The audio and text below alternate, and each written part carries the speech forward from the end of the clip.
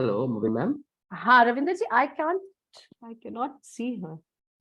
Ma'am is here. Ma'am has joined. Let me just put her on Yeah, spot, right? Yeah. yeah. Okay. नमस्कार मालिनी जी। नमस्कार जी, नमस्ते। नमस्कार। इतनी खुशी हो रही है कि मैं बयान नहीं कर सकती आपको देख के। और आपका इतना धन्यवाद, इतना शुक्रिया कि आपने अपने व्यस्त कार्यक्रमों से हमारे लिए समय निकाला। And you're a true person who is doing service to our tradition, folk tradition. मुझे लगता है वही जज्बा है जो आपको हर जगह अपने फोक ट्रेडिशन के रिप्रेजेंटेशन के लिए पहुंचा देता है। And I know that you're such a busy person, but your love for your Indian folk and tradition takes you everywhere. Malini ji,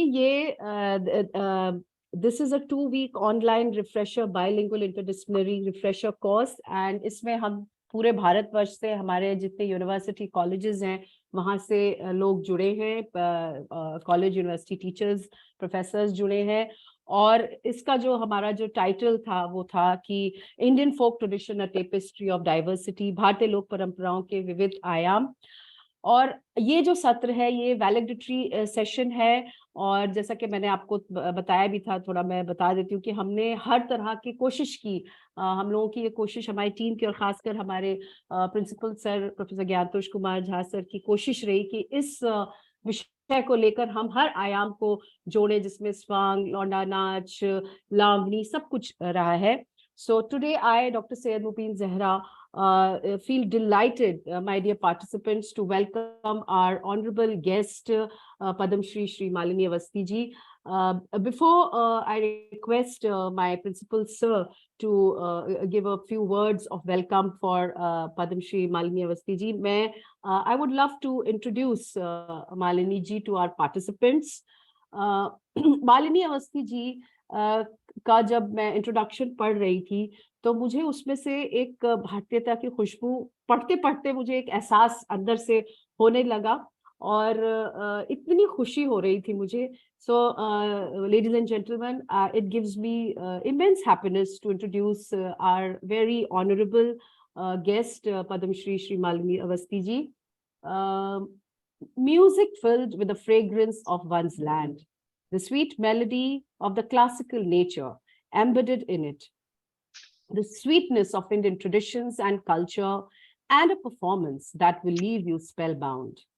Born in the city of perfumes, Kannauj, Padam Shri Malini Awasthi ji, Chair Professor, Banaras Hindu University, and India representative for UNESCO, the Cultural Commission. What an honor, ma'am.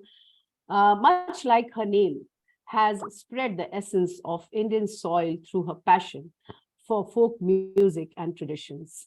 India's most celebrated folk singer, I would say world's most celebrated folk singer, Malini ji, she says that her soul is in the soil of her land, passionate about preserving the intangible oral traditions of India. Malini ji believes that service to the country and preserving folk culture is her religion, her family, her music, her passion, literature, travel, village, society. This is her life. She says, this is my life. Ganda Bandha, disciple of the legendary Thumri queen of Banaras Gharana, Vidushi Girija Devi ji, Malini ji is one of the leading torch bearers of the Purab Ang Gayaki of Banaras. Malini ji began her classical training at a very young age of 6 years, and she was already performing on stage and radio by the time she had completed her 10th birthday. What an achievement. Her first guru was Ustad Shujat Hussain of the Rampur Gharana. This was followed by her training in Gorakhpur from Ustad Rahat Ali Khan, who further diversified her knowledge in various forms of Indian semi-classical and light music. Having completed her post-graduation in music from Lucknow's renowned Bhatkande Sangeet University, ma'am went on to establish herself as one of the most sought-after artists at Akashvani, All India Radio, Doordarshan, Sangeet Natak Academy, and ICCR, International Council of Cultural Relations. She is a celebrated artist in TV, media. Malini ji has performed in famous TV shows like Saregama, Antakshari, Junoon, Idea Jalsa, Sur Sangam, and all the leading news channel like Z News, Aaj Tak, ABP News, NDTV, and India TV. A globally recognized folk singer from India, which she feels proud of, Malini ji has performed across US, England, Netherlands, Dubai, Pakistan, Mauritius, Trinidad, Fiji Islands, and Nepal. And the most celebrated recent visit that she had at Seoul, I'm sure she's going to share some experience from there. With a mission to promote the intangible culture of India, Malini ji has preserved, documented, and disseminated various traditional and folk forms of Indian music like vintage thumris, dadra, kajri, jhula, holi, chaiti, sanskar geets, shram geets, ritu geet, Sufiana kalams, and various traditional forms of music from Awadh and Banaras. There are many accolades and awards that are credited to Malini ji. She has received the Padam Shri, the prestigious Padam Shri Award, which is one of India's highest civilian award given by the Government of India in the year 2016. Malini ji has also received the Sangeet Natak Academy Award, which was presented to her in 2018 by Sangeet Natak Academy. And it is the highest Indian recognition given to people in the field of performing arts. Madam has also received Yash Bharti Samman Award, which was presented to her in 2006 by the state of Uttar Pradesh, which she really feels proud of her state, that is Uttar Pradesh. It is the highest civilian award given by the state of Uttar Pradesh. She was awarded in 2023 in the top grade rank in the genre of Lok Sangeet, folk music by India's public service broadcaster Prasar Bharati. Maharana Mewar Award 2019 by the Maharana Mewar Charitable Foundation, Udaipur. My friends, ladies and gentlemen, there are several awards that the Government of India, the state government, and many associations and organizations associated with performing arts have bestowed upon Madam. Malini ji has held some very important positions also. It's not just her passion for music and folk art, but it's also her research orientation. Owing to her research work on documentation and dissemination of various forms of folk music, Malini ji holds the distinctive privilege of being appointed as the Centenary Chair Professor for the India Studies Center at the world-renowned Banaras Hindu University, Varanasi, Uttar Pradesh. UNESCO has also honored Malini ji by appointing her as India's representative for folk music at the UNESCO Cultural Commission. What an honor, ma'am. She's committed to her mission for promoting the oral traditions of folk music. Malini ji runs an organization called Sonch Chiraiya, which provides a performing platform to various rural, tribal, and folk artists from all over India. What a service she's doing. She was also appointed as honorary visiting professor at Center for Media Studies, Jawaharlal Nehru University, New Delhi. Ma'am has had notable performances across the world. She's performed at Philadelphia Cultural Concert, Independence Day celebration at Houston, at Trinidad, and I think ma'am would love to share her experience at the recent performances that she had at Harvard, and I'm also looking forward to know about her recent performance at Seoul, South Korea. Ma'am, I think I can go on and on. I should not come in between you and your listeners. And before we invite Malini ji, I would request our Honorable Principal Sir, Professor Gyantosh Kumar Jha ji, to give some welcome words for Malini ji. Yes, sir. Namaskar. Namaskar ji.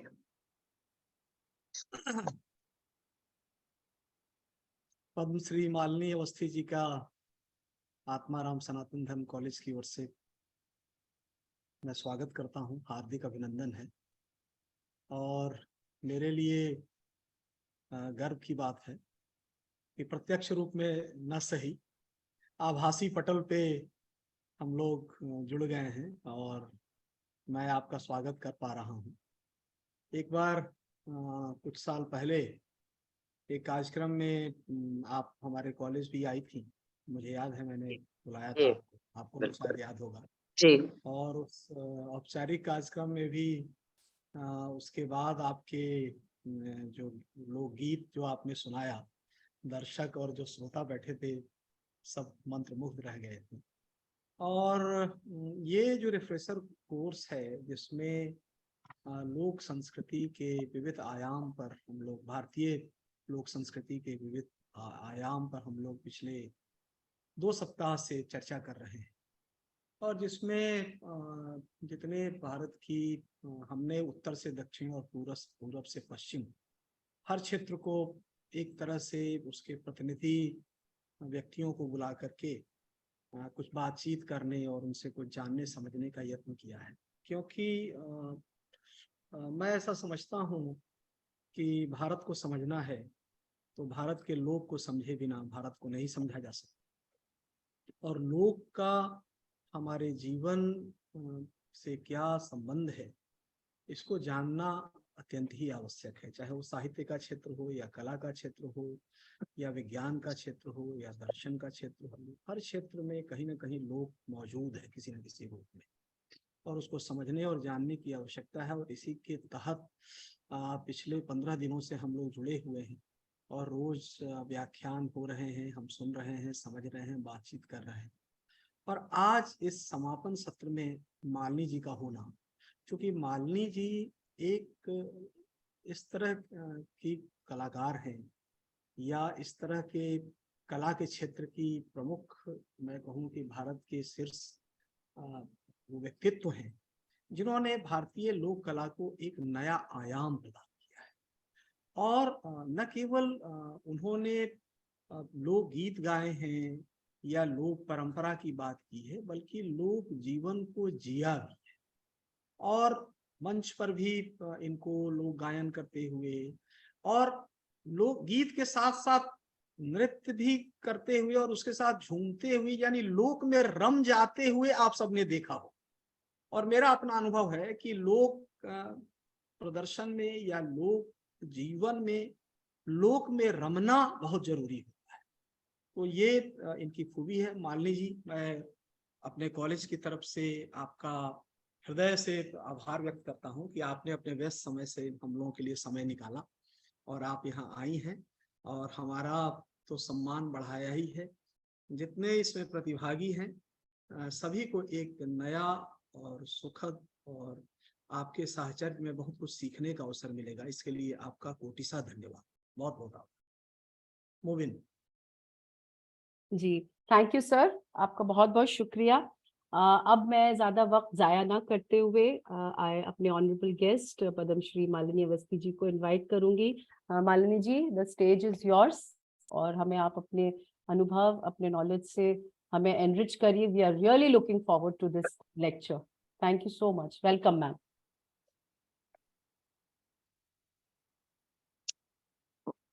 बहुत बहुत प्रणाम और नमस्कार। बहुत बहुत हृदय से अभिनंदन करना चाहती हूँ और आभार व्यक्त करना चाहती हूँ आत्माराम सनातन धर्म विद्यालय से मुझे बुलाने के लिए। मुबीन आपका, आपके प्रधानाचार्य झा साहब का, और देश भर से इसमें जितने भी लोक अध्येता जुड़े हैं, लोक प्रेमी, संस्कृति प्रेमी इसमें जुड़े हैं।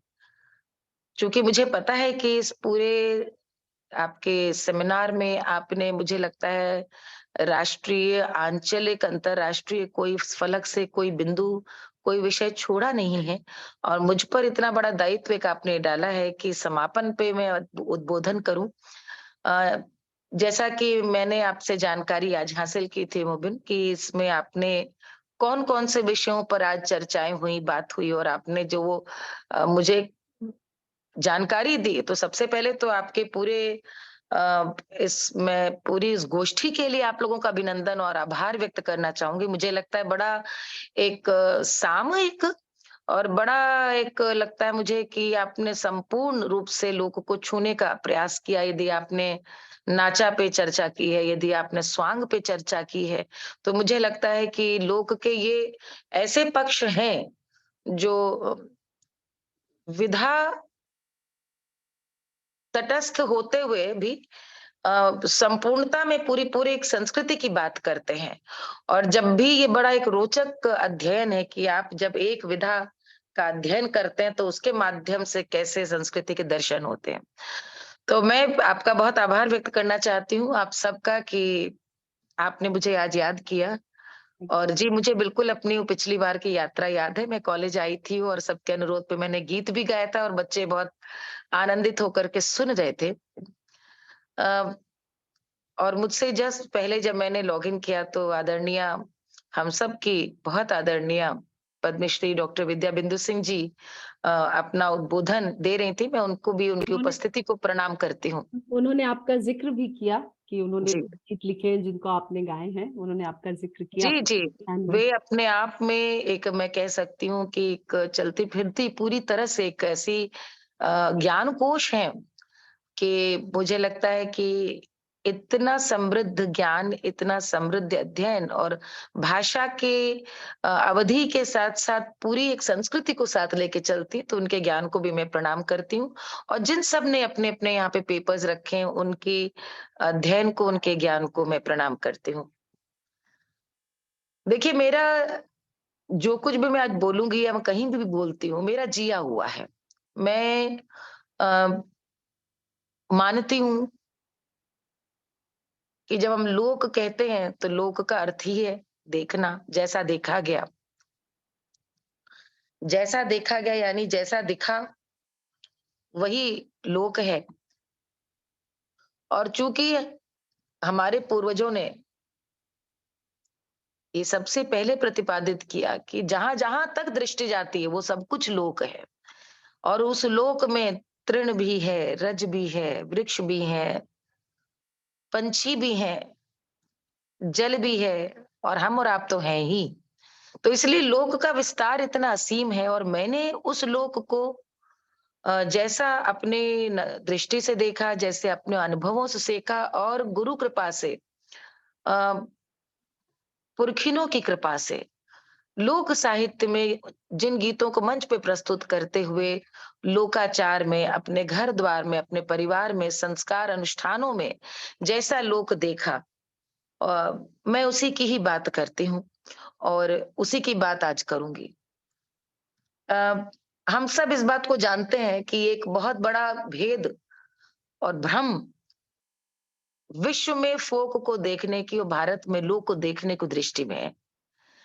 16वीं 17वीं शताब्दी और 18वीं की शताब्दी के दौरान जिस समय यूरोप कहीं ना कहीं एक नायक था प्रगति का, तरक्की का और भाषाई संस्कार शीर्ष पे थे और उनको एक झक थी पूरी दुनिया को उसी संस्कृति और उस शिक्षा के पैमाने से आंकने की, देखने की और ढालने की।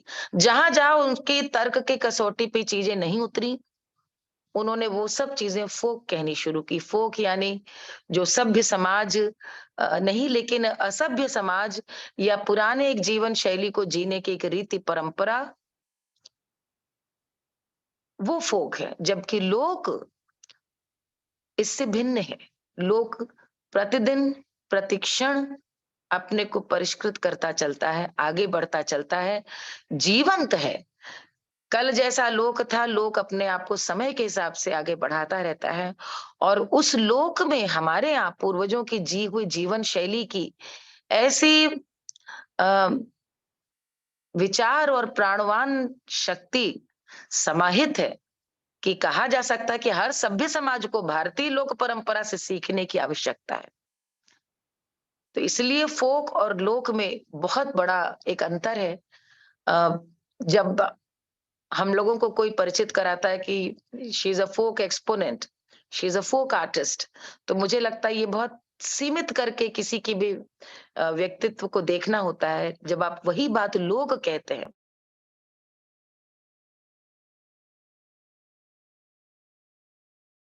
मालिनी जी, आपका ऑडियो शायद बंद है। हाँ जी जी। आवाज आ रही है आपको? जी। अ, हम ये चीज मानते हैं और स्वीकारते हैं कि हमको जो दो तरह की विरासतें हैं जो हमें पाई मिलती हैं, एक मूर्त, एक अमूर्त। एक जो देखी जा सकती है, एक जो नहीं देखी जा सकती। मूर्त विरासत में हमारे अजंता एलोरा आती है, मीनाक्षी मंदिर है, खजुराहो के मंदिर हैं, महाबलीपुरम के 9वीं शताब्दी के मंदिर हैं, कलाएं हैं, चित्र हैं। इनके माध्यम से आप अपनी धरोहर विरासत को जानते हैं। अमूर्त क्या है? लोक कथाएं हैं, लोक गीत हैं, लोक संस्कार हैं। इनके माध्यम से जो धरोहर संजो करके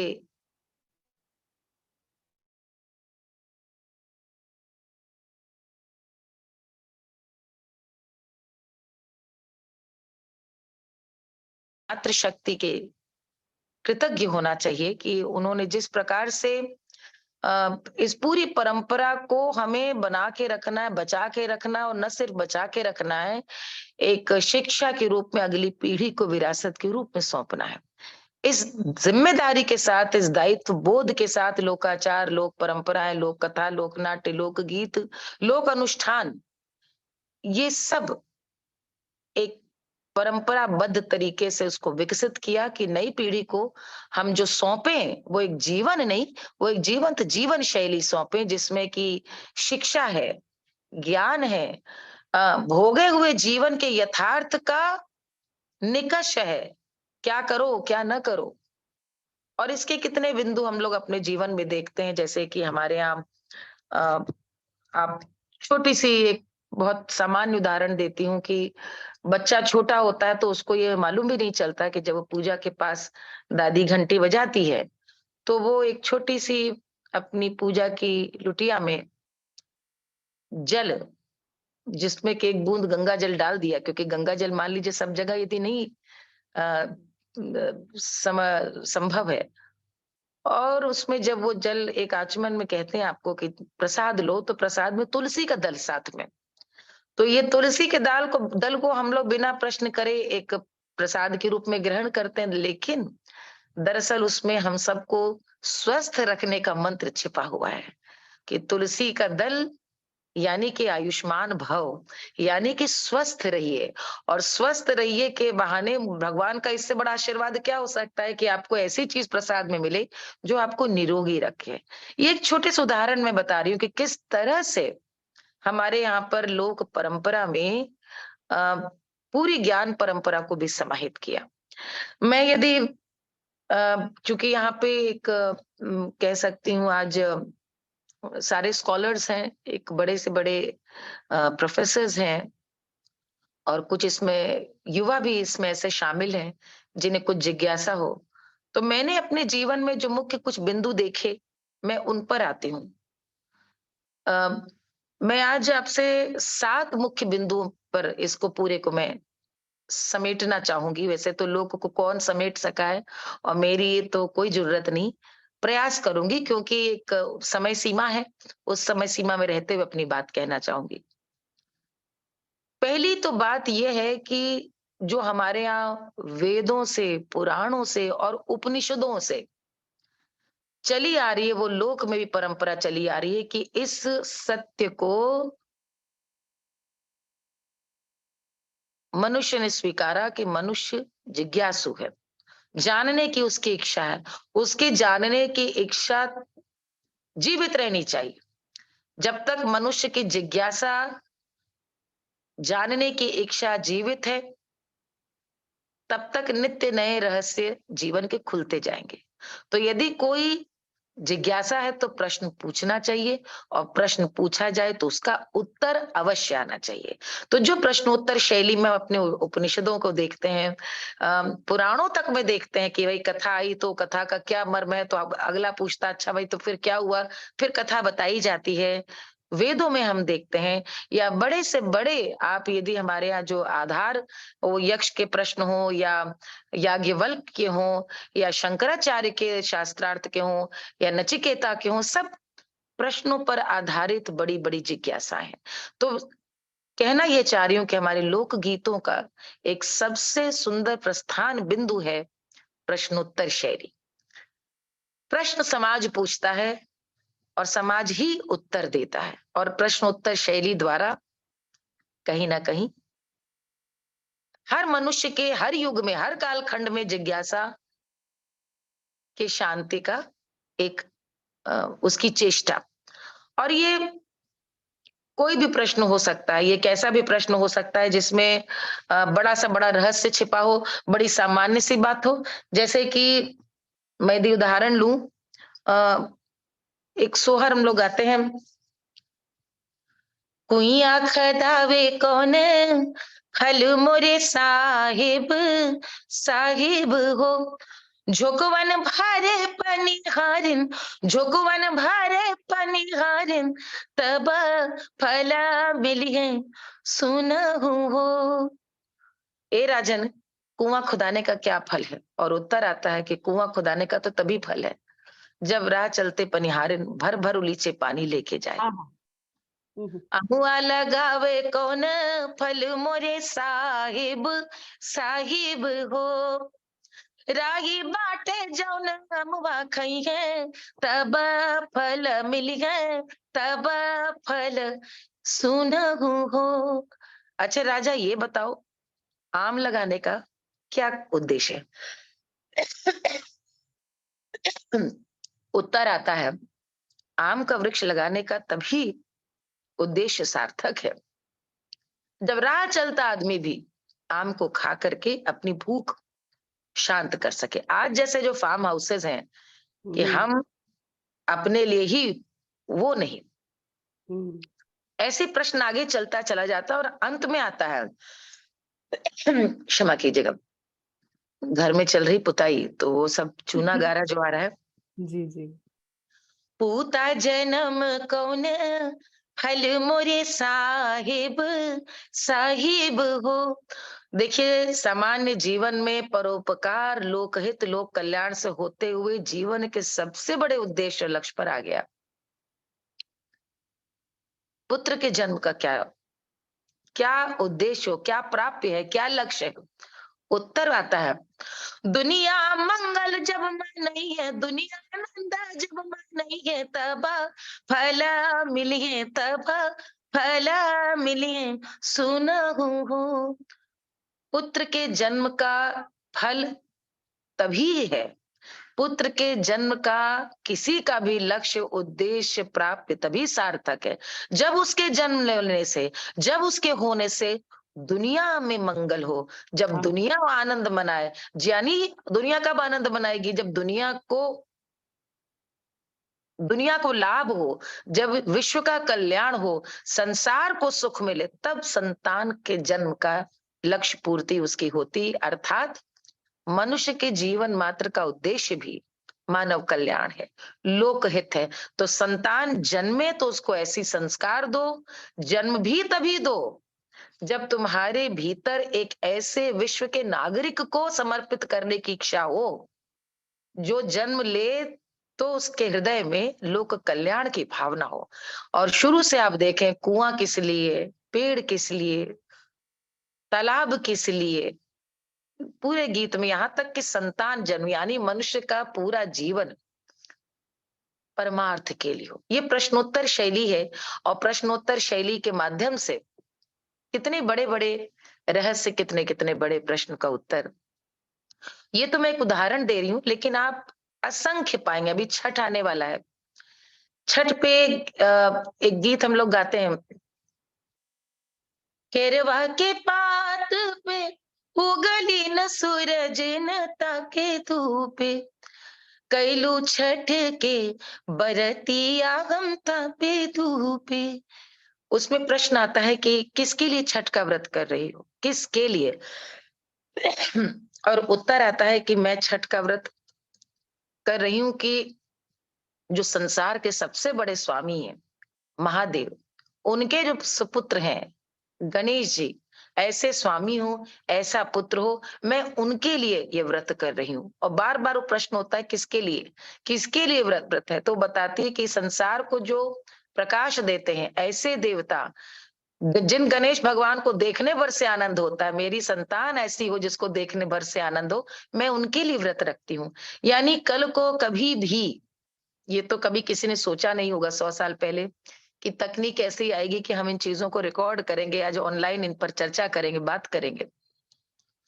उस युग में प्रश्नोत्तर शैली के द्वारा इतिहास, संवाद, जिज्ञासा, ज्ञान, किसी भी अनुष्ठान व्रत की उपयोगिता, उसका सामाजिक शास्त्र अध्ययन, ये सारे बिंदु जीवित रहते हैं। आप इसमें अनगिनत सोहर, अनगिनत कन्यादान, अन्य अनगिनत संस्कार गीत, अनगिनत गीत हैं, जिसमें कि आपको प्रश्नोत्तर शैली से बड़े प्रश्नों के उत्तर मिलते हैं।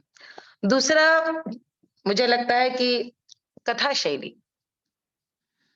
शैली, ये भारत में की ही नहीं, विश्व के मुझे लगता है सभी अंचलों में कथा के माध्यम से अ,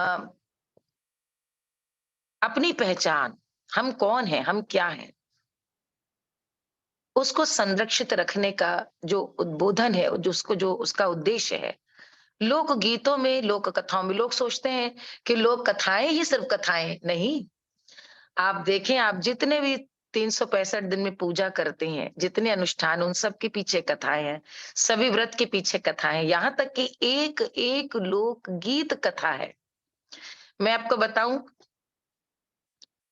अभी दिवाली आ रही है और दिवाली पर गोवर्धन पूजा हम सब करेंगे। और गोवर्धन पूजा जब करते हैं तो हम सब जानते हैं कि ताजा गोबर, गैया का गोबर लेकर के हम उसमें कृष्ण भगवान बनाते हैं, अगल बगल गोप ग्वाल बनाते हैं और उनके गिरधर वाली मुद्रा बनाते हैं कि पर्वत है, और 56 व्यंजन बनाते हैं और उनकी नाभि में माँ जैसा करती रही, हम लोग भी वही अपने ससुराल में देखा, और नाभि में उनके हम लोग प्रसाद पूरे 56 व्यंजन जो घर में बनते हैं उस दिन सारी सब्जियां मिला करके और दूध गैया बछड़े का वो हम लोग पिलाते हैं कृष्ण को। कथा का उद्देश्य हम सभी जानते हैं कि कथा क्या थी, कि गोवर्धन पूजा की, कि भगवान श्री कृष्ण ने जब इंद्र ने एक अनैतिक कर ब्रजवासियों पे लगाया कि वो अपने ही बोए जोते खेत का अधिकार लेने से वंचित थे ब्रजवासी और भूखों मर रहे थे अकाल में।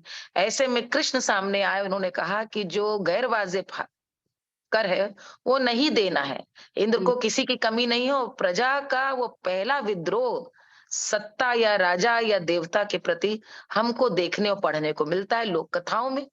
और उसमें कृष्ण विद्रोह सिखाते हैं कि अपने अधिकार के लिए विद्रोह सही है, और उसमें इंद्र वही करते हैं जो राजा करता है, दमन करते हैं। इंद्र दमन करते हैं, इंद्र डराने का प्रयास करते हैं, इंद्र भयभीत कराने का प्रयास करते हैं, और उस भयभीत कराने में प्रजा कहीं ना कहीं डर जाती है कि कृष्ण के चक्कर में हम सब मारे जाएंगे।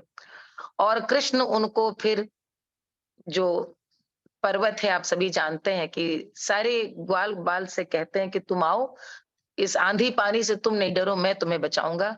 और उस पर्वत पे कहते हैं, वहां वो चढ़ जाते हैं, लेकिन प्रतीकात्मक कहते हैं कि पर्वत के नीचे आकर अपनी छंगुलिया, अब ये छंगुली से पर्वत को धारण करने के पीछे उद्देश्य ये बताना है कि ये सच देखिए तो पूरे शरीर में सबसे महत्वहीन और सबसे अशक्त अंग है।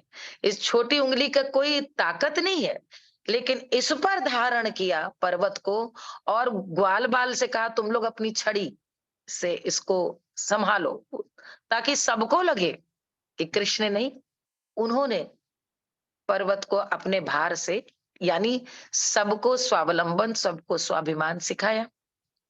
अब ये बात देखिए कि लोकाचार में, लोक अनुष्ठान, लोक पर्व में कैसे आई कि हम लोग गोवर्धन पूजा मनाते हैं, चिरैया बनाई जाती है, बहुत धूमधाम से होता है।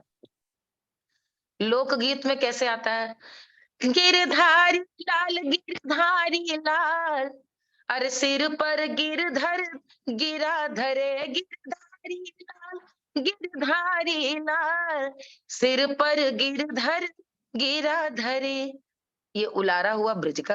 अब तीसरा इसी का पक्ष देखिए कि बुंदेलखंड में पाई डंडा और दीवारी एक बड़ा पारंपरिक लोक नृत्य है वहां का, जिसे बांदा और बुंदेलखंड के लोक नर्तक जो यदुवंशी हैं और अपने आप को भगवान श्री कृष्ण का वही वंशज मानते हैं, और वो मानते हैं कि वही वो थे, उनके ही पूर्वज थे जिन्हें भगवान श्री कृष्ण ने कहा कि तुम सब मेरे नीचे, पर्वत के नीचे आओ और छड़ी से इस पर्वत का भार तुम अपने ताकत से देखो, तुम में ताकत है, तुम इसको टिका सकते हो। तो उनके नृत्य का जो मुख्य अस्त्र है, शस्त्र है, वो आज भी छड़ी है। वो जो दीवारी नाचते हैं, दीवारी देखिए, दिवाली, दिवाली के 2 दिन पहले से अभी 1 महीने के अनुष्ठान बुंदेलखंड में दिवारी और पाई डंडा नाचते हैं, नाम ही है पाई डंडा। तरह तरह के करतब दिखाते हैं, लेकिन आप उनसे इस नृत्य की कथा पूछिए कि ये क्यों होता है, तो कहते हैं कि हम तो वही हैं जी, हम ही को तो भगवान श्री कृष्ण ने इंद्र से बचाया, कोप से, और हमें सिखाया कि किस तरह। तो ये आपको कहना क्या चाह रही हूँ कि हमारे अवध में, हमारे बिहार में, उत्तर प्रदेश में हमारे यहाँ जो गोवर्धन पूजा हम करते हैं, जो ब्रिज में करते हैं, जिसके गीत मिलते हैं बुंदेलखंड में, एक लोक नृत्य की शैली में भी आप देखें, ये परंपरा तीनों, यानी कला से लेकर के लोक अनुष्ठान, आप कहेंगे अब ये लोकगीत में वही कथा है, लोक नृत्य में वही कथा है, लोक नाट्य में वही कथा है, और हमारी पूजा व्रत में भी वही कथा है। और कथा का उद्देश्य क्या है? स्वावलंबन का पाठ, यानी एक कृषक का, एक किसान का सम्मान, अन्न का सम्मान, हमारे परिश्रम से बोया जोता अन्न, इस पर पहला अधिकार हम किसान का है। ये कृष्ण ने सिखाया, ये आज भी हम लोग करते हैं। और यही नृत्य में, कलाओं में किस तरह से, तो कहने का मेरा एक बताने का उद्देश्य था कि कथा परंपरा जितनी भी, मैं लोकगीत गाती हूँ, वो आपको मनोरंजक लगेंगे, लेकिन every folk song is a story, every song is a story. आपने कहा मैं अपने कुछ अनुभव बताऊं, मैं आपको यहीं से बताऊं। सबसे बड़ी कठिनाई मेरे साथ यही हुई कि जब आपने मेरे लंबे चौड़े परिचय में बताया कि मैं कैसे रियलिटी शोज में गई, और मैंने उस चुनौती को जानते बूझते स्वीकारा, क्योंकि मुझे लगा कि यदि आज के 15 साल 18 साल के बच्चे को भी यदि बताना है और उससे जुड़े रहना है, उसको इसकी रेलेवेंस से हमें उसको जोड़ना है, तो लोक ने भी तो यही किया, नदी की धारा की तरह अपनी धारा बदली है। तो मुझे भी उस परिस्थिति के अनुसार लचीला होना पड़ेगा, उसे स्वीकारना पड़ेगा। तो पहला मुझे याद है कि जब मतलब मैं सारेगामा में आई थी आज से 25 साल पहले, जब शुरू का सारेगामा था, तो तब भी मैंने अनुभव किया था कि कोई भी गाइए तो वो 1.5 मिनट का गाना 1 मिनट में, क्योंकि उनके पास कट करके उतना ही समय रहता है। अब वो गीत के संग न्याय नहीं हो सकता, क्योंकि हर गीत एक कथा है।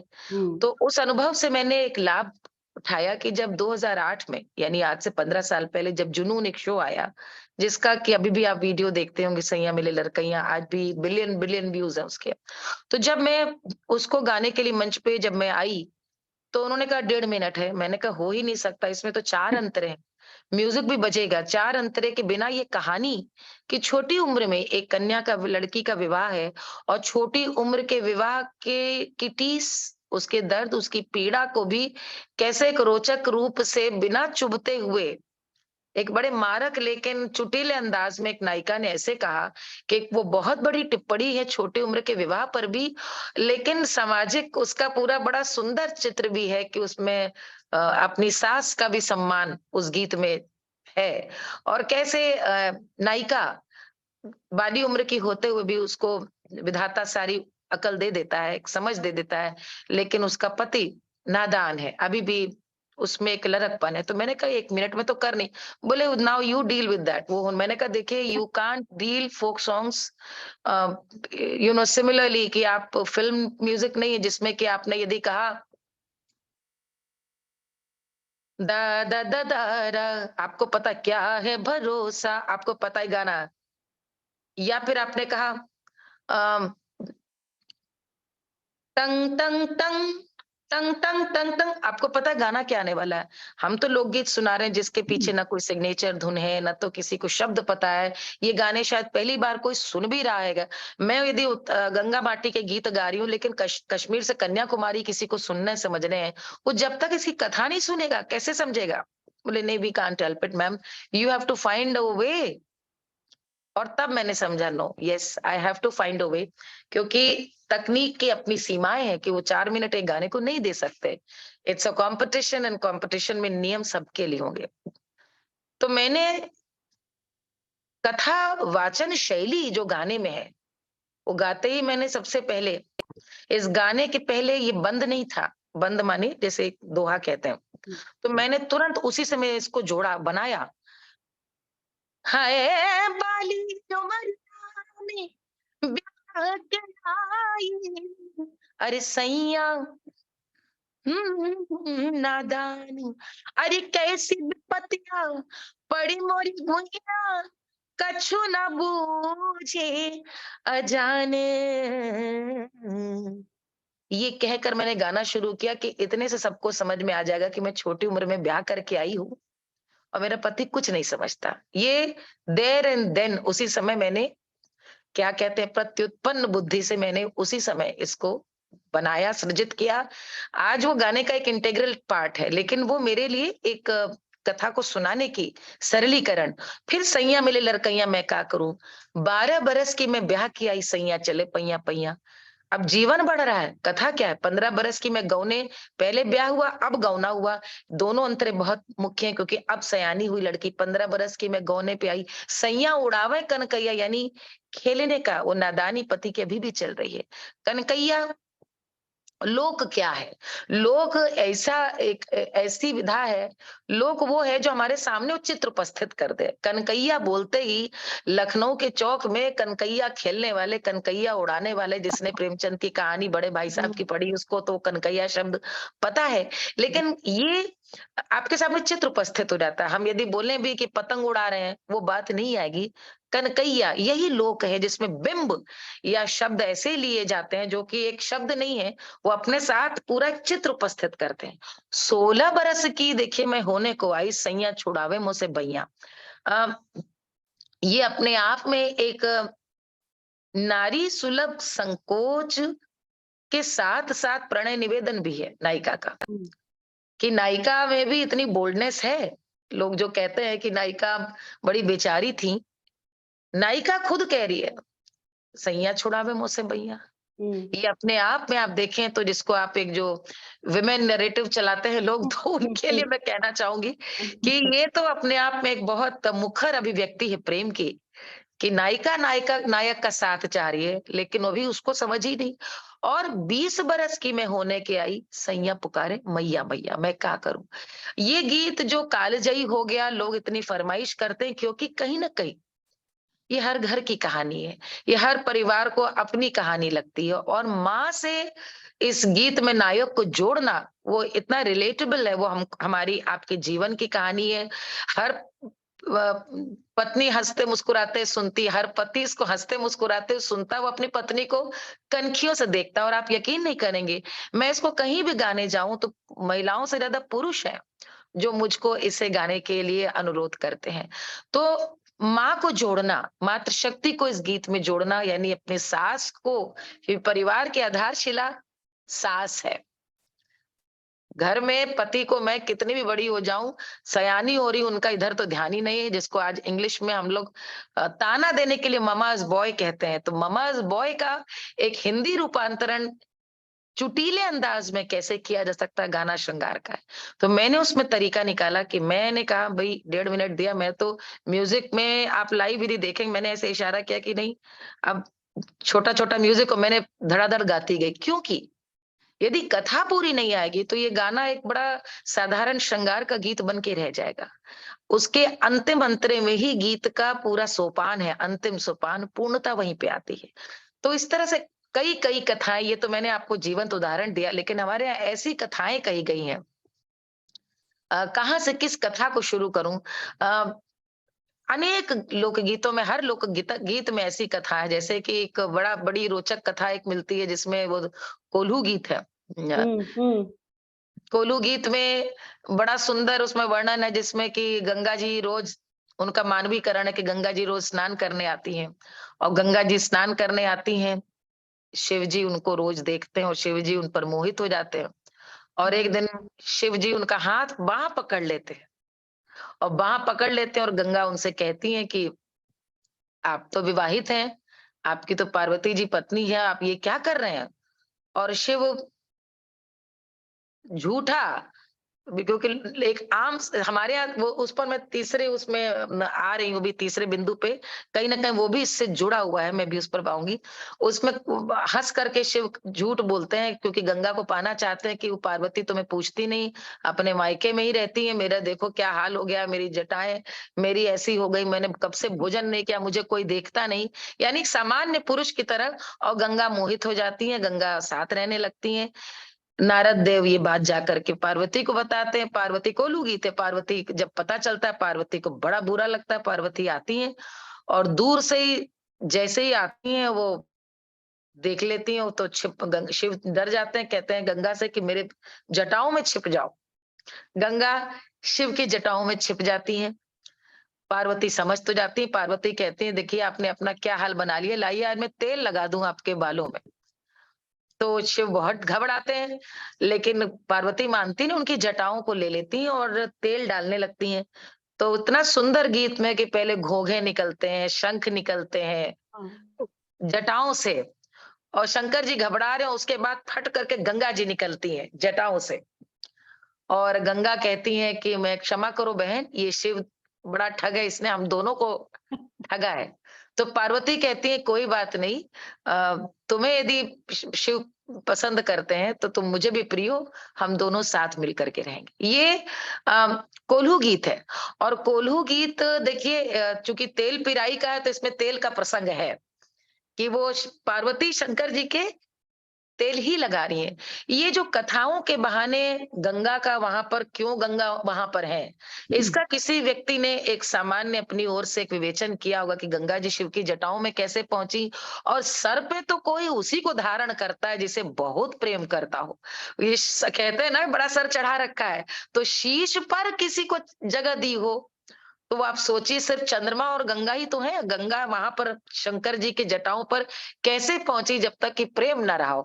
तो ये प्रेम को लेकर कितनी सुंदर कथा, जिसमें कि हम लोग देखते हैं। तीसरी एक जो बहुत सबसे महत्वपूर्ण कथा, जो अब सिलेबस में भी है, छापक पेड़ छिउलिया तो पतवन गहिबर हो, जिसमें ढाक के पेड़ के नीचे खड़ी हिरनी और हिरन की कथा है। जहां पर हिरन को दुखी हिरन हिरनी से पूछता है कि तुम इतने दुखी क्यों हो, क्या चारा सूख गया? और हिरनी कहती है कि ना मेरा चारा सूखा है लेकिन न जल। मेरे हिरन राजा के यहाँ पर आज छठी है अयोध्या में, और हुक्म हुआ है सारे हिरणों को वध करने का, तो आज तुम बचोगे नहीं। और हिरण का वध हो जाता है कौशल्या से। हिरण की खाल मांगने के लिए हिरनी जाती हैं और कौशल्या कहती हैं कि मैं तुम्हें खाल नहीं दूंगी, क्योंकि इसकी मैं खंजनी बनवाऊंगी। और खंजनी की जब ध्वनि निकलेगी तो मेरा राम बहुत प्रसन्न होगा उस खंजनी की ध्वनि को सुनकर। और अंत यहाँ पे है कि उसी ढाक के पेड़ के नीचे खड़ी होकर आज भी जब जब खंजनी की ध्वनि आती है, उसको सुन करके, उस अनहद को सुनकर हिरनी अपनी आंखों में आंसू भर कर उसी ढाक के पेड़ के नीचे अकेली आज भी खड़ी अपने हिरन को याद कर रही है। शिशु के जन्म में इतना करुण प्रसंग की कथा आज भी गाई सुनाई जाती है। और ये कथा सुनाने के पीछे हमारे पूर्वजों का क्या उद्देश्य था कि भाई बधाई गाओ, नेग उछार गाओ, सरिया गाओ, सोहर गाओ, शिशु के जन्म का हर प्रकार से उत्सव मनाओ, लेकिन साथ में हिरनी की इस कथा को मत भूलना। ऐसा ऐसा एक बार हुआ था। एक बार राम के जन्म का उत्सव मनते हुए एक हिरण का वध हुआ, और उस हिरनी का शोक तुम्हें स्मरण रहे अपने पुत्र के या पुत्री के जन्म के अनुष्ठान के समय। वो हिरनी का शोक इसलिए स्मरण रहे क्योंकि हमारे यहाँ सभी का सम्मान है, सबको जीने का अधिकार है। उत्सव किसी का अहित करके मन रहा है तो उत्सव है ही नहीं। ये कथा, और कथा के माध्यम से इतनी बड़ी सीख, तो अनेक कथाएं हैं, मैं मतलब I can go on and on बहुत। तो ये कथा के माध्यम से। तीसरा, इष्ट का सामान्यकरण। ये देखिए अभी बात ये अभी आई गई, जैसे अभी मैंने शंकर भगवान की कथा बताई कि ये हो सकता है उस गांव के किसी आदमी की कहानी रही हो कि उसने पत्नी मायके गई और दूसरी स्त्री को ब्याह कर लिया। तो सामान्यकरण, इष्ट का सामान्यीकरण, भगवान श्री कृष्ण का, राम का, देवी का, भगवान शिव का, गणपति का, सबका, वो हमारे लिए जैसे वो मंदिर में रख करके पूजा पाठ की चीज नहीं, लोक संस्कृति में वो हमारे आपके जैसे हैं, जैसे हम और आप है वैसे ही हमारे इष्ट हैं। तभी तो कहते हैं अरे राम जी के हाथे ढोलक भल सोहे, अरे लक्ष्मण हाथे मंजीरा, अवध बाहोरी खेले रघुबीरा। राम भी हमारे जैसे, हम ढोलक बजा रहे तो राम भी बजाएंगे भाई, क्योंकि वो पूजा के लिए, किसी का सम्मान करने के लिए सबसे अच्छी पूजा यही है कि वो व्यक्ति विशेष ही उसको न मानकर सामान्य व्यक्ति माना है, हमारे जैसा माना है, और तब जाकर उससे बात की, उससे चर्चा की। जैसे एक पचरा मिलता है हमारे यहाँ, निमिया के डार मैया डररी है डोलवर मैया झूली झूली ना, मैया गावेली गीतिया की झूली झूली ना। मंदिर में देवी शीतला माँ झूला झूल रही हैं और बाहर निकलती हैं तो सबसे पहले देखती हैं कि मालन है, और मालन को देख करके देवी उनसे जल मांगती है, और मालन कहती है कि मैं तुम्हें जल कैसे दूं देवी, बच्चा मेरी गोद में सोया, तुम्हें जल देने उठूंगी तो बच्चा जग जाएगा। और देवी कहती कोई बात नहीं, सोने का खटोला दे रही हूँ, वो निर्धन मालन, बच्चे को उस पे सुलाओ लेकिन मुझे तुम जल पिलाओ। एक मालन से जल मांगना देवी का। और उसके बाद मालन एक हाथ लेनी तंबूरा, एक हाथ गड़ुआ ना गेड़ुआ जिसमें जल होता है, एक हाथ देवी का तंबूरा यानी कि सरस्वती माई है जो अपना तंबूरा लेके चल रही है, एक हाथ में शीतला माँ का तंबूरा लिया, एक हाथ में गेड़ुआ, और दोनों हाथ पीवे पनी जोड़ा हाथ, माँ दोनों हाथ जोड़कर माँ जल पी रही, पिला कौन रहा? मालन। उसके बाद देव ये नहीं सामान्यकरण आगे कि देवी कहती है और बताओ अपनी कुशल खैर बताओ, बेटी कैसी, बहू कैसी है, और मालन बताती है कि बिटिया तो अपने ससुराल में है, बहू अपने नैहर में, सब तुम्हारी कृपा से कुशल में। यानी है देवी और मालन का प्रसंग, लेकिन कुशलता किसकी पूछ, बेटी कैसी, बहू कैसी, नाती पोते ठीक है। और उस देवी के प्रकटीकरण में ये एक प्रजा का ही बल हो सकता है कि वो कहे देवी से कैसे जल पिलाऊं भाई, बच्चा सो रहा नहीं दिखाई दे रहा। ये जो सामान्यीकरण है कि हम अपने देवता को, इष्ट को, कृष्ण की बात तो मैं इसलिए नहीं कर रही क्योंकि वो तो सखा है सबके, वहां पे तो आध्यात्मिक परंपरा में उनको, हमारे यहाँ सखी संप्रदाय ही है पूरा, जहाँ पे वो सबके सखा हैं। किंतु मैं आपको उन देवताओं का या उन इष्ट का बता रही हूँ जहां पर न जाने कितने सभी देवता वो एक जैसे, अब जैसे छठ पे गाते हैं हरी हाली हाली उगए आदित्य मल, तो है हरख दिया, आदित्य मल यानी सूरज भगवान, अरे जल्दी जल्दी उगो, तुमको अर्घ देना है। अरे गोड़वा दुखाए हथवा पिरैले, तो है अर्घ दिया, सूपा पकड़े हुए मेरे हाथ और पैर पिरा रहे हैं, जल्दी जल्दी उगो, तुमको अर्घ देना है। ये जो संवाद है, इतना अधिकार है ये पूजा के लिए।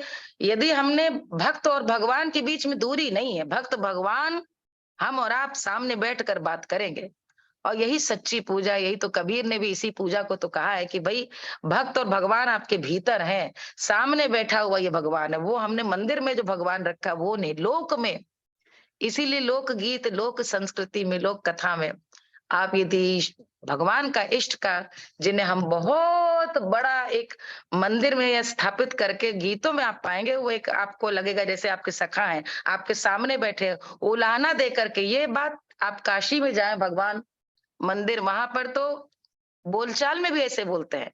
बनारस यदि आप जाए तो सुबह झाड़ू बुहारते हुए आप ये एक सामान्य बनारसी बोलते हुए किसी को 4 बजे सुन सकते हैं कि अरे उठा हो भोला, ए महादेव, देखत नहीं हो भैया, देखत नहीं हुआ, भोर हो गया, कब तक ले सुतला सुतबे। तो वो कब तक ले सुतब, कब तक सोगे, उठो। ये संवाद का तरीका है के महादेव उठ, अरे देखा गौरा उठ गई, वो बात वैसे करते हैं, महादेव जैसे सामने हो। तो ये सामान्यीकरण इष्ट में ये लोग ताकत देता है। बाकी कहीं आपको भक्त भी अपने ईश्वर के लिए बहुत डूब कर समर्पित भाव से बात करते हैं, लेकिन लोक में नहीं। लोक में राम जैसे हम खेल रहे हैं, ओली हमारे बगल में खड़े हैं, कृष्ण है तो कृष्ण कहो हमारे साथ, हम उनका एक गाना आता है वो, अरे रामा कृष्ण बने मनहारिन पहिर ले सारी रे हारी, चूड़ी वाला बन के पहुंचे हैं और साड़ी पहन करके पहुंचे हैं। तो ये गीतों में इस प्रकार के बहुत वर्णन मिलते हैं। चौथा, मैं संक्षेप में जल्दी जल्दी बात कह रही होगी, मैं आज मेरा कार्यक्रम भी है। पुनरावृत्ति, चीजों का दोहराना। लोक गीतों में आप देखेंगे कि बार बार चीजों को हम दोहराते हैं। दोहराने से पुनर्पाठ होना, एक तो कंठस्थ होना और दूसरा पुनर्पाठ होना, कि हर बात कही जाए, बार बार कही जाए, क्योंकि बार बार कही जाने से वो स्मरण होगी, उसका स्मरण होना बहुत आवश्यक है। इसीलिए एक गीत को यदि 10 औरतें साथ बैठी तो दूसरा उसको दोहराता है, क्योंकि उद्देश्य उन गीतों को कंठस्थ कराना है, क्योंकि ये गीत नहीं, ये मंत्र हैं, इनके भीतर निहित शिक्षा भी एक ग्रहण है। अगला बिंदु पे मैं आ रही हूँ जो आध्यात्मिक है, कि आध्यात्मिक लोक संस्कृति में, लोक गीतों में भी जो भाव है वो बड़ा आध्यात्मिक है। यदि आप किसी भी गीत के भाव को देखें तो उसमें ऐसे ऐसे बिंब मिलते हैं कि आपको आश्चर्य होता है कि क्या सोच करके ये गीत कहे गए। इनके भीतर, इनको हम बड़ा सहज गीत मानते हैं, लेकिन इन गीतों में तो कमाल का रहस्यवाद है। हर गीत जो बड़ा सुनने में, जैसे एक गीत है हमारे यहाँ, बूंदन भीजे मोरी सारी मैं कैसे आऊं, बूंदन भीजे मोरी सारी मैं कैसे आऊं, एक तो मेरा झमाझम बरसे, अरे दूजे पवन झकोरे मैं कैसे आऊं, जाऊं तो भी मोरी पच रंग चुनरिया, जाऊं तो भीजे मोरी पच रंग चुनरिया, अरे नाही त छूटत स्नेह मैं कैसे आऊं, बूंदे बरस रही हैं, पानी बरस रहा है, मैं कैसे आऊं। एक तो पानी बरस रहा है, दूसरा हवा चल रही है। नहीं जाती हूँ तो मेरी ये पचरंग चुनरी, 5 रंग की चुनरी है, ध्यान दीजिएगा, 7 रंग नहीं है, यानी 5 तत्वों से जैसे शरीर है, पचरंग चुनरी है, ये भीज जाएगी। और यदि नहीं जाती हूं तो मेरा स्नेह छूट जाएगा, यानी प्रेम। ये सास और बहू के बीच के संवाद है। आमतौर पे गीतों में सास को बड़े उल्हाने, प्रताड़ने और इस तरह के गीत मिलते हैं। यहाँ पर सास बहू से कहती है, ना ही डर बहू भीज के चुनरी, ना ही डर, ना ही डर बहू भीज के चुनरी, डर बहुरी छूटे के सने, नैया से चुनरी बहुत हुई है बहुरी, अरे चुनरी से होई ना स्नेह मैं कैसे आऊं। सास कहती है चुनरी भीजने का डर नहीं करो, यानी कि जो मोह से चुनरी तुम्हारी भीजेगी उसका डर नहीं करो। डर बहुरी छूटे के, बहू तुम्हें डर इससे होना चाहिए कि तुम्हारा प्रेम न छूट जाए, स्नेह न छूट जाए। यदि प्रेम रहेगा तो एक क्या बहुत सारी चुनरी पाओगी, लेकिन यदि स्नेह टूट गया तो फिर चुनरी का क्या करोगी, प्रेम कहाँ से पाओगी। ये कहने को एक सास बहू का संवाद है, लेकिन ये गुरु शिष्य जैसा एक प्रसंग है। एक ऐसे ही हम लोग पूर्वी गाते हैं,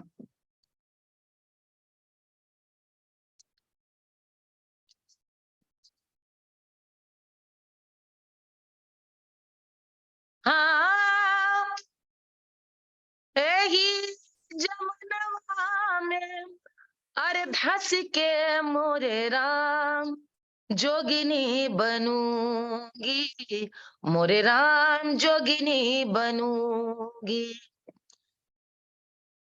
छल्ला उतारूं, मुंदरी उतारूं, कर से उतारूं कंगनवा, आसमन कर सिनुरा धोई डारू, अरे कहाँ गइले राम, मोरी सूरतिया को तज के मोरे राम जोगिनी बनूंगी, मोरे राम जोगिनी बनूंगी।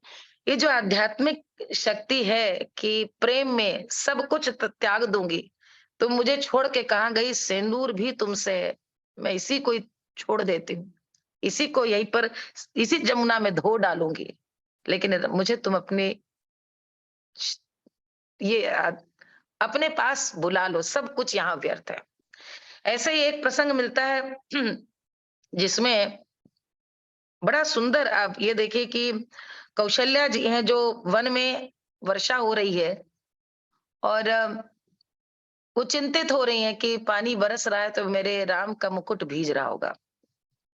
मोरे राम के भीजे मुकुटवा, लखन सिर पर टुकवा हो रहा।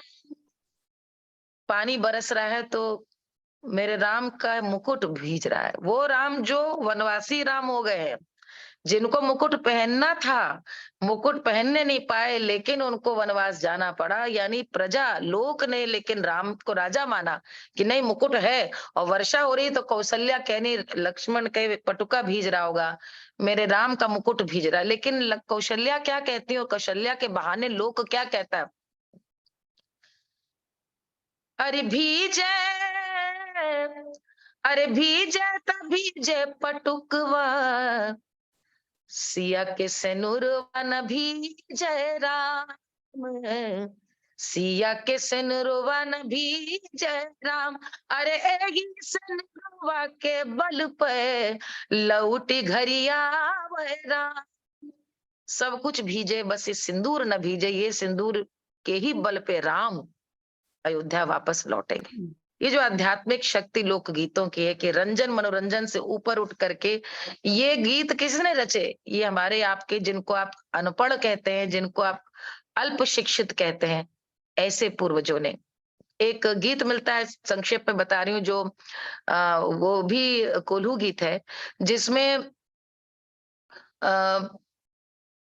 राम लक्ष्मण शिकार को गए। मैं अवध जी थोड़ा देर हो गई है क्या? नहीं, अगर आप इजाजत दें तो मैं कुछ पार्टिसिपेंट्स, क्योंकि ये वैलिडिटरी लेक्चर है, लास्ट लेक्चर है, तो पार्टिसिपेंट्स से कुछ रिएक्शन मैं आपसे शेयर करना चाह रही हूँ, उनके कमेंट्स आ रहे हैं आपके लिए।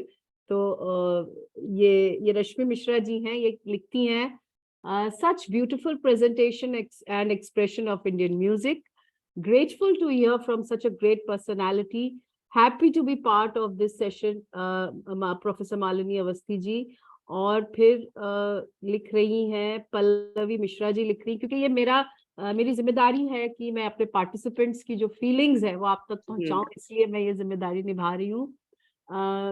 ये लिखती हैं, पल्लवी मिश्रा जी लिखती हैं, मालिनी अवस्थी जी is an institution in herself. The folklorists of present and coming future generations will ever remain grateful to her for her invaluable contribution to Indian folklore.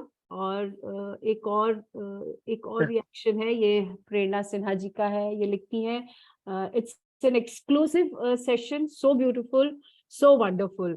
So ये कुछ रिएक्शंस हैं मालिनी जी जो मैं आप तक कन्वे करना चाह रही थी, तो आप अपनी बात conclude. I can go on and on, but I have to get ready for my show. Yes, I know. आपको सिर्फ आध्यात्मिक वाली जो बात बता रही थी, बिल्कुल।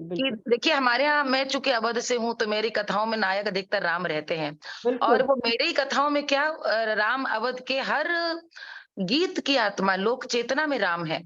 और कई बार दरअसल ये ऐतिहासिक साक्ष्य नहीं है कि राम इन कथाओं के नायक थे कि नहीं, लेकिन वो इतना रमे हुए हैं कि ये लोक ने, पूर्वजों ने माना कि यदि उनके बहाने से कोई बात कही जाएगी तो उसका असर सीधे जनता पे होगा, क्योंकि इतना राममय अवध की प्रजा है कि राम के बहाने जो बात कही जाए। अब आप देखें उस गीत में ये है कि राम लक्ष्मण दोनों शिकार खेलने गए और राम लक्ष्मण शिकार खेलते हैं तो एक हथनी का वध करते हैं।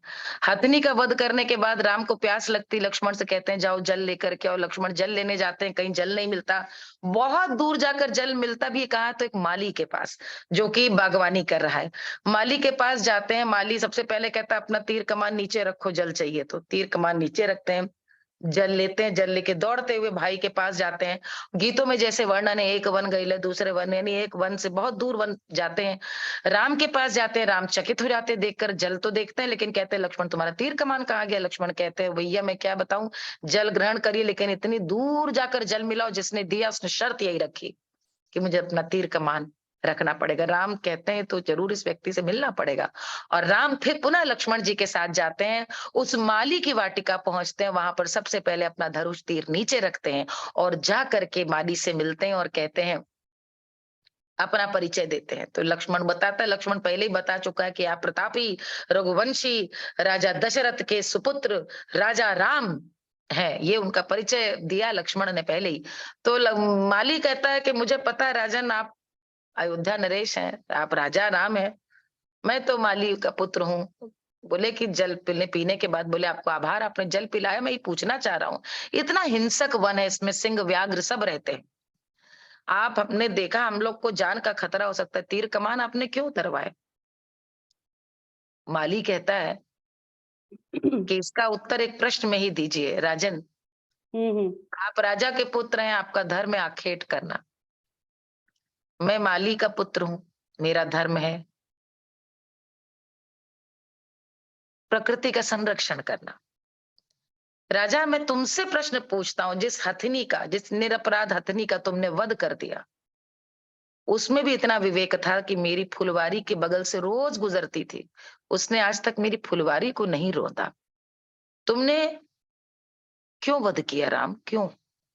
और गीत यहीं समाप्त है कि राम वहीं पर गिर करके आंसू रोने लगते हैं, क्षमा मांगते हैं। ये गीत मुझे इतना महान, इतना विराट दिखता है, क्योंकि पहली बात जो अगला बिंदु है बताने का, इंक्लूसिविटी, जो समावेशी समाज लोक में है, कि एक राजा है, उससे फर्क नहीं पड़ता किस जाति कुल श्रेष्ठ है, किस वर्ग का, इससे नहीं। वो ज्ञान कौन दे रहा है? माली। माली ज्ञान दे रहा है, क्योंकि राजा यहाँ पे गलती पे है तो माली ज्ञान दे रहा है। यानी कि हमारे यहाँ जो एक आम धारणा है कि जाति कुल श्रेष्ठता नहीं, जिसके पास ज्ञान मिलेगा, जो सही बोले वो माली भी है, तो अब राम उससे ज्ञान लेंगे और पैरों पे गिर के क्षमा मांगेंगे। यानी समावेशी समाज और ये आध्यात्मिक ज्ञान अहिंसा का और निर्जीव निरपराध व्यक्ति को दंड न देने का, इसके प्रति प्रजा द्वारा राजा और सत्ता को चेताना, कितने सारे संदेश इस गीत में छिपे हैं। और इस प्रकार के लाखों गीत, I am sorry I can go on and on, और नहीं बहुत सारे बिंदु हैं। ये मुख्य 7 बिंदु मैंने आपके नहीं, साथ आज मालिनी जी, आपको तो सुनने का मन इतना है बस, और पार्टिसिपेंट्स भी का भी यही मैसेज आता जा रहा है। तारा जी ने अभी अभी लिखा है कि what a privilege to hear you in person today ma'am. और ऐसा लग रहा है कि बस आप बोलती जाएं और हम सुनते जाएं, लेकिन क्योंकि एक ऑफिशियल हम लोगों की लिमिटेशंस होती राइट। है, तो इस वजह से अब इस खूबसूरत व्याख्यान को हमें यही आपने जब मुझसे पूछा था कि मैं कितनी देर बोलना चाहूंगी, तो मैंने आधा घंटा कहा था, लेकिन विषय इतना है, नहीं मतलब विशद है, और नहीं, बोलते बोलते बिल्कुल वो चित्र आते जाते हैं, गीत याद आते जाते हैं। तो आप देखें, कोई डायरी आयरी नहीं, मैं किताब नहीं बस नहीं, बिल्कुल एक्सटेम्पोर बोल रही हूँ, तो उसमें कहीं कोई सीमा नहीं रहती बोलने की। You are a great server of our folk tradition. मुझे अरे लगता है आपसे बड़ा एम्बेसडर। और मेरा एक पर्सनल मतलब ये है आपके लिए कि you are such an ideal person and an ideal women. you exuberate so much of grace, so much of class, so much of knowledge, and I think a woman like you, you are the true ambassador of an Indian woman, I should say that. और आपको अब क्योंकि एक official मुझे एक दायित्व मिला है, जिम्मेदारी मिली है कि मैं ऑफिशियल वोट ऑफ थैंक्स अदा करूं, तो उस प्रैक्टिस को आगे बढ़ाते हुए, लेकिन एक बार मैं जरा देख लूं, कुछ रिएक्शंस आ रहे हैं। हाँ, रुचि शर्मा जी लिखती है lovely presentation, thank you ma'am. तो अब ये रिएक्शंस बहुत आ रहे हैं मैम, तो मैं आपको भेज दूंगी Thank you. ये, तो आप इसको पढ़ सकती हैं। तो मैम मालिनी जी, आपकी on behalf of IQAC Atmaram Sanatan Dharma college, on behalf of my principal professor Gyantosh Kumar Jha sir, on behalf of IQAC coordinator Professor Vinita Tuli, the co-convener Professor Anjali Gupta, and we have a very smart and active technical team which is rarely seen on camera, but it's because of them that we are able to True. go through the entire session, जिसमें रविंदर जी है, मानवेंद्र जी, अमित जी, आबिद जी, शिवचंद्रा जी, and my entire team. I would like to convey our thanks to you for coming and enlightening us. और जाने से पहले, आपको अलविदा कहने से पहले एक शेर आपकी नज्र है कि मुझे लम्हे नहीं, मुझे लम्हे नहीं सदियां सुनेंगी, मुझे लम्हे नहीं सदियां सुनेंगी, हिफाजत से मेरी आवाज रखना। इसी दुआ के साथ, शुक्रिया। हिफाजत से मेरी आवाज रखना, इसी दुआ के साथ शुक्रिया। आप ऐसे ही आप गाती रहें, गुनगुनाती रहें, खुश रहें, स्वस्थ रहें। एंड वंस अगेन बहुत बहुत धन्यवाद मालिनी। आभार। Thank you, thank you, thank नमस्कार। You. Thank you so much, Mubin ji.